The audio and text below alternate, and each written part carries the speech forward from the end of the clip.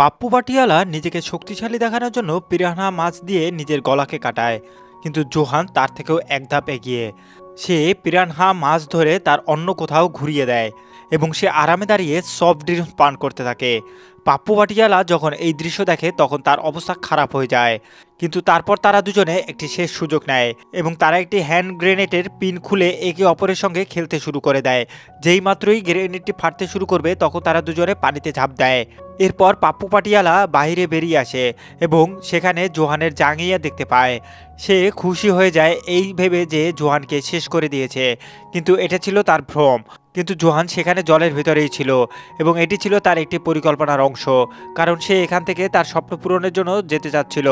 আসলে তার স্বপ্ন ছিল সে একটি বড় পার্লারে মেয়েদের চুল কাটাবে, কিন্তু তার অসাধারণ ক্ষমতার কারণে এখানকার সরকার তাকে আর্মিতে ভর্তি করে দিয়েছিল। তাকে মারা ছিল অসম্ভব, কারণ সে বন্দুক থেকে বের হয়ে যাওয়া বুলেটও সহজে ধরে থামিয়ে দিতে পারত। এমনকি সে মানুষকে পিঁপড়ার মতো আরামে পিষে মারতে পারত। তার মধ্যে অনেক সুপার পাওয়ার ছিল, কিন্তু তা সত্ত্বেও সে খুশি ছিল না। পার্ট 2 পাওয়ার জন্য ভিডিওটি লাইক এবং কমেন্ট করুন, সাবস্ক্রাইব করে আমাদের সাথেই থাকুন।